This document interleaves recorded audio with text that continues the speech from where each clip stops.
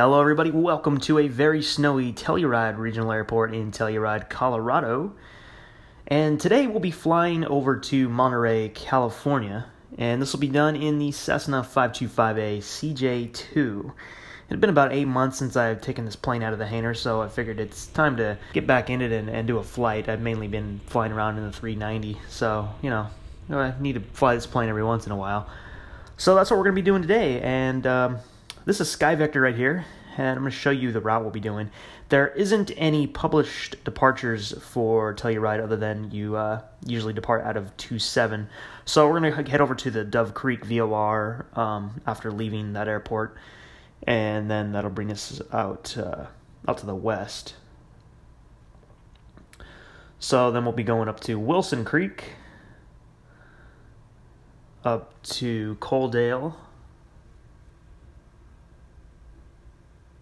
and then we'll be coming in with probably the PEBS 1 arrival. That'll bring us into Monterey, where most likely coming in the 10 right side. So that's what it's looking like now. We'll see what happens when we get out there, but yeah, this is going to be our route over there today.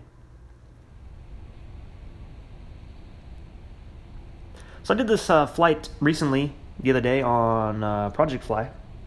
I brought the plane from Monterey to Telluride, and then flew it back Telluride to Monterey, and it was such a good flight, I thought I would do another one to record it.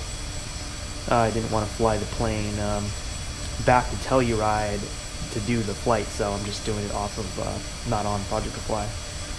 But right now we're going to start the number 2 engine.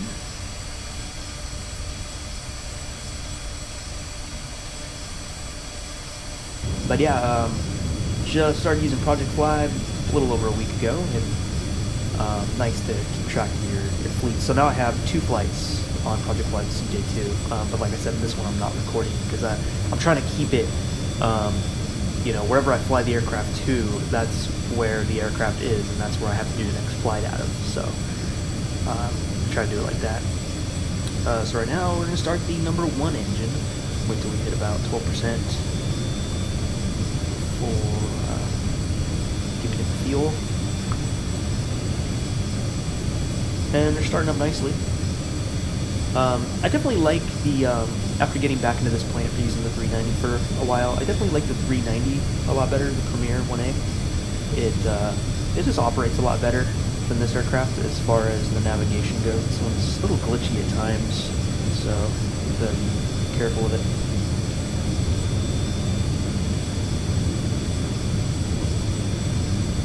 Alright, so the engine's stabilized with the avionics on now. And get on our lights.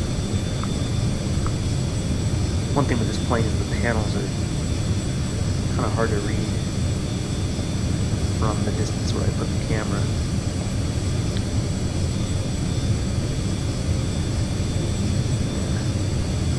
Lights on, yoke back.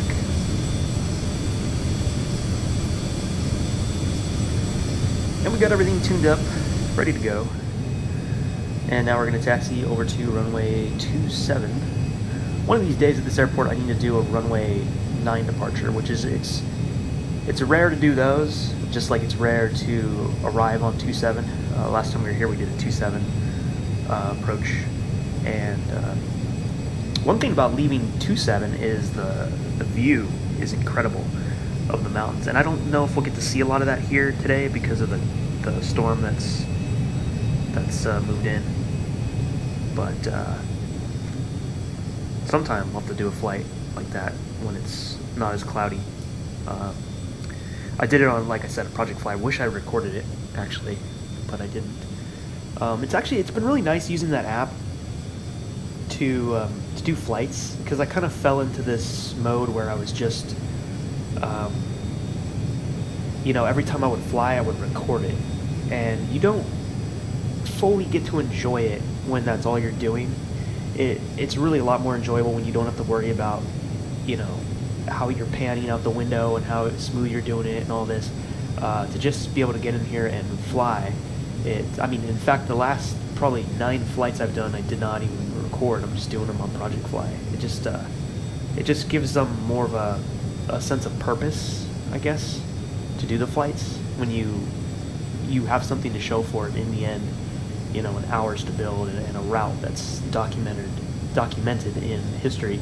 So, if you see this little yellow light here, that is the pitot heat, and you don't want that on any longer than 2 minutes while the aircraft is on the ground. So I leave that off until departure. So I'll be getting that on right now. I'm just gonna hold short. Nobody's coming in right now, so pitot static heat on, and somehow this got turned off, but TCAS is going. Landing lights are set. We'll get the navigation on, and we'll be on our way out of here.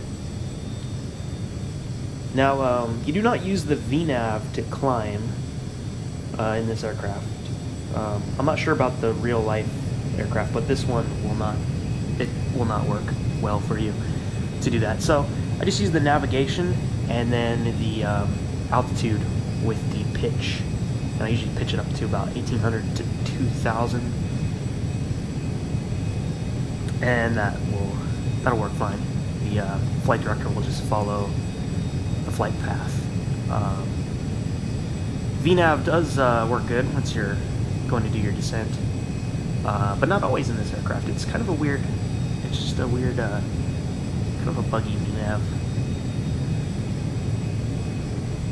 So we're gonna line up. The other thing with this aircraft is next to the Piper Cub, this has got to be probably the hardest plane to taxi down a runway. It's very sensitive with the rudder movements, and it's very easy to turn this plane around. It'll literally loop and flip over on you if you're not careful.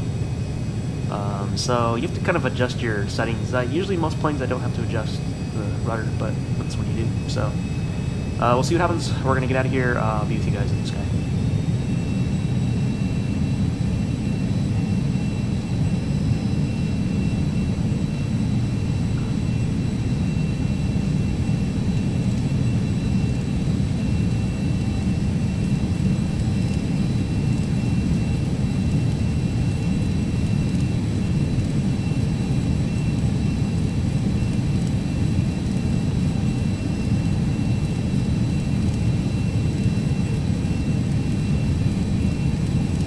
V1 and rotate.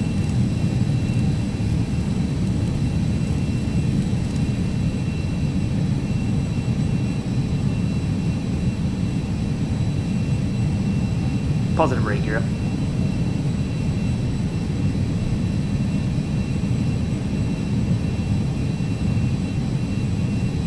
And we are off. We're going to go over to our first VOR. There's no auto throttle on this aircraft, so you have to maintain that. If you're pitching for about 2000 or 18, you'll usually be pretty good on the speed. Carrying almost a full tank of fuel today. We're going to use quite a bit of fuel to get over there to Monterey, where the weather, I'm sure, is very different from what you see here. We're going to be going through this for a minute or two, and then we'll be up above it.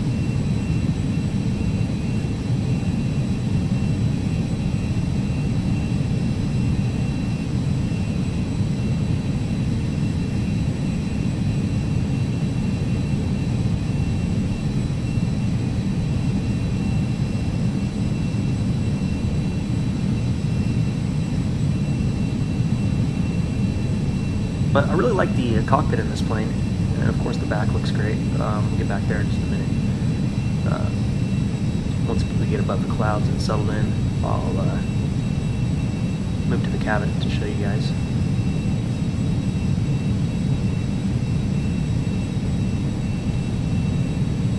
I was very pleased when I loaded it in to see the snow.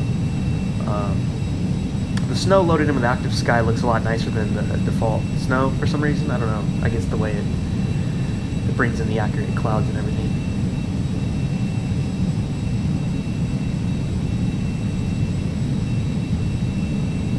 So if you guys are looking for an aircraft, a little jet, and your choice is this or the 390, I'd say get the 390. It's done a little better. But being I own this, I'm still going to fly it from time to time, even if it's once a year. or twice a year or something. Probably put like 7 hours into this plane in the past week. It's really not different at all from the 390. Really the same stuff. Just the 390 is a little better.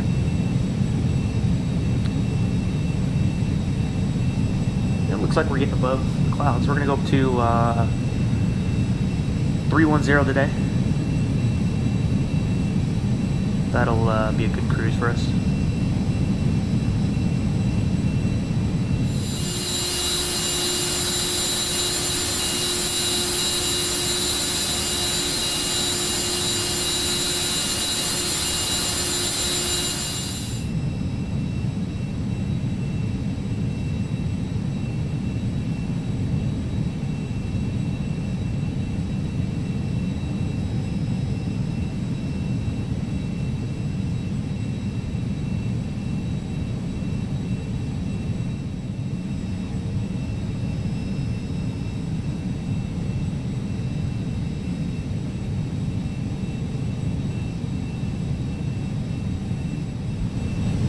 Alright, so we're approaching our cruise altitude of 310, and that's where we're going to be for a while. This flight is a little under 3 hours in this aircraft. Some people call it the slowtation. It's not the fastest. That's another thing about the 390, it's a little faster. Yeah, I love that plane. It's just, it's a really cool little jet.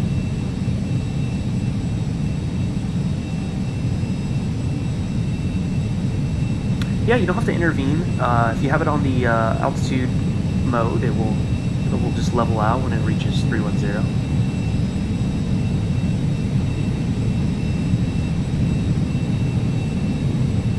It's too bad there's so many clouds right now because there's actually some really nice looking mountains below here and on the way out, so we don't get to see those. Mainly way back at Telluride, there's some nice ones.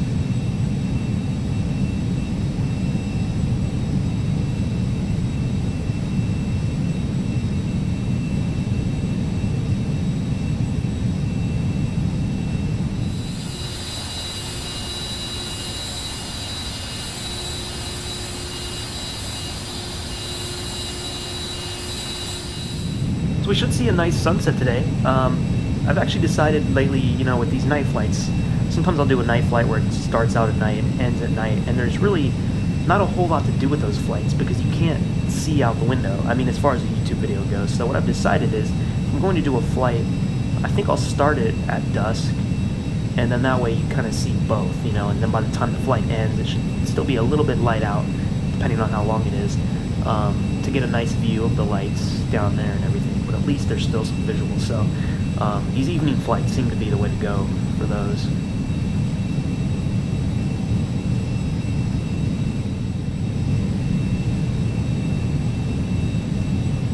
And we're getting even closer. The sun's getting close to going down below these mountains.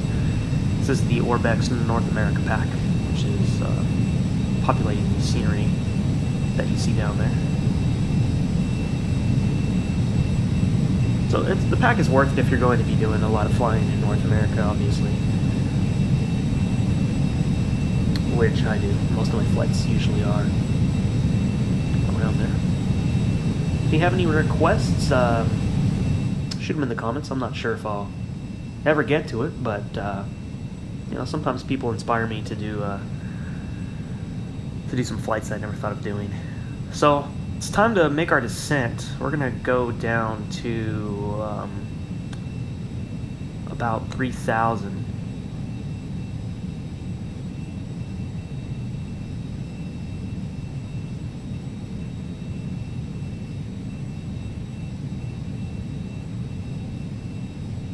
So we're gonna start our descent.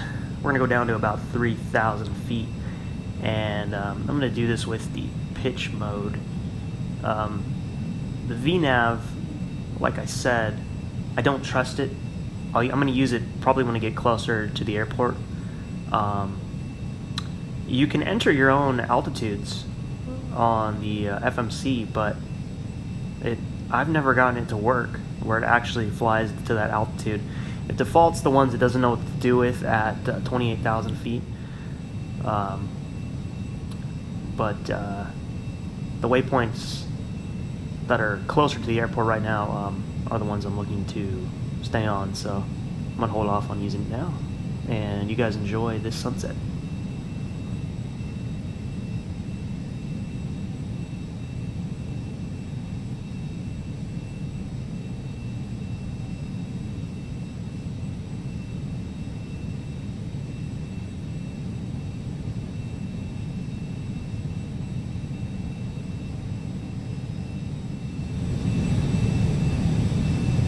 Alright, so we're going to turn onto the Ils Approach. I had to remove some waypoints because the VNav was, it just started, it didn't know what direction to go in. It was really weird the way it had the waypoint set up. It was pretty simple. All we're doing is going from the arrival to the ILS approach, but it started trying to go off in another direction, so I took over and removed a bunch of waypoints, and yeah, we're just going to hand fly it in from here. Which is always why I kind of shy away from using this plane, is it's just a little buggy and was never really fixed. But yeah, everything's working out now.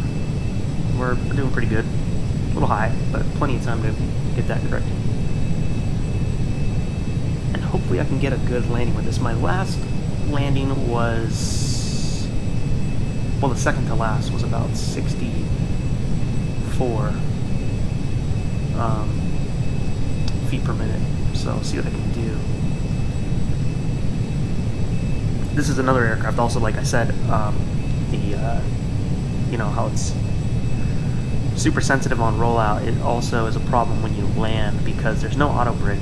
You have to use the rudder pedals, the brakes, and you need to tap them both at the exact same time. If you know you're off by a little bit and the right goes in or the left goes in a little bit first, you will start veering in that direction, and 2500. Yeah, that's not good. So we'll see what happens here. Looking beautiful in Monterey. Also, for this area, I have the Northern California pack. As a Northern California resident, of course, I'm going to own that, and I need to get to Half Moon Bay that Orbx just released. It looks really good.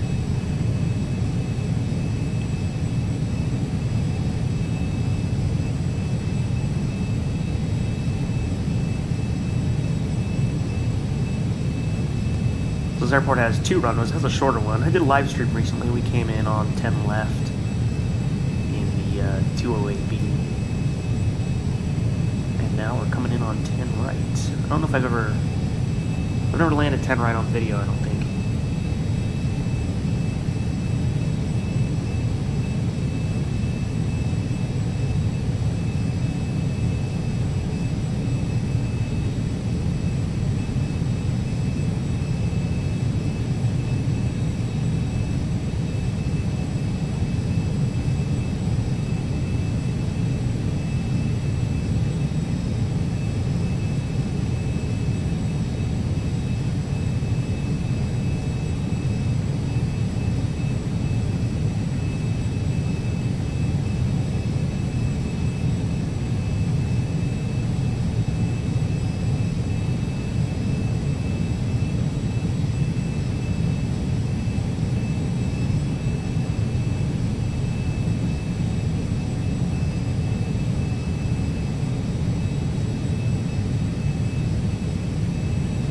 Five hundred.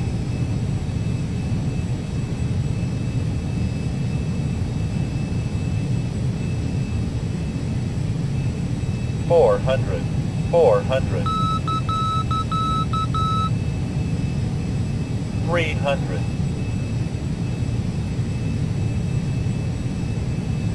Minimum 100. 100. 50. 40. 30, 20, 10.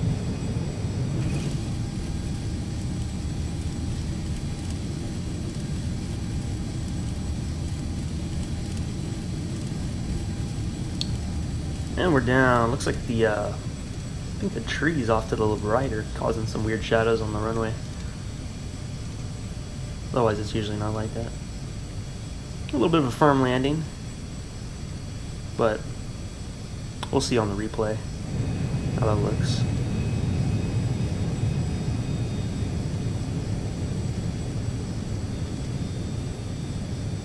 Get off here and we'll back taxi up to our parking for the day. We're gonna park in front of one of the main hangars.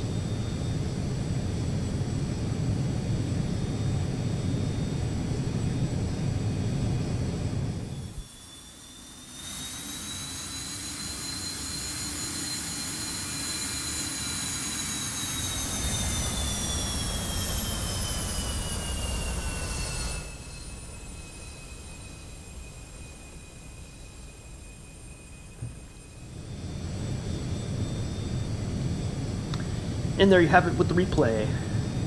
This plane looks really good at night too. I love the light. Believe it or not, we actually have the taxi light on. I actually can't even notice the difference once you switch the taxi light to the from the landing lights. It doesn't really change much, so it's kind of like the same light.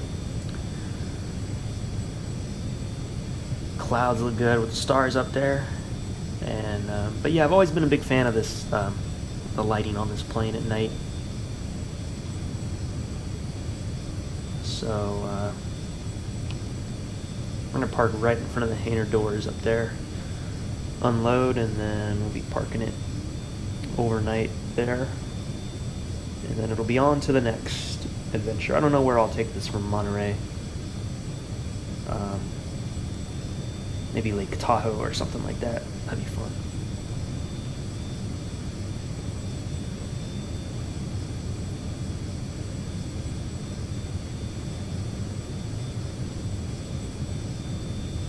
So we got I don't know what kind of plane that is. It looks like it was an Air Force One plane or something. It says United States of America.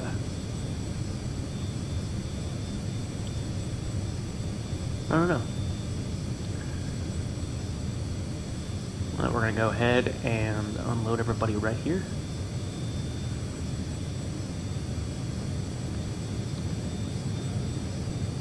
So the parking brake.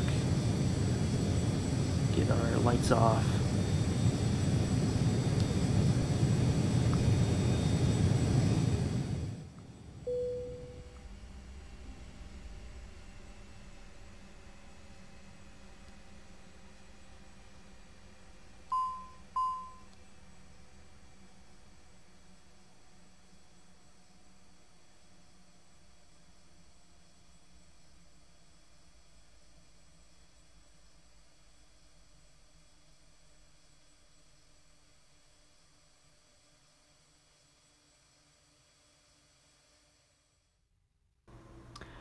Alright everybody, I want to thank you again for joining along on another Flight Sim Deck video. This video was pretty cool, getting to do a flight out into the snow and over to sunny California, where it is now nighttime, so it's not really sunny. But thanks again for watching, guys. You take care, and I'll see you next time.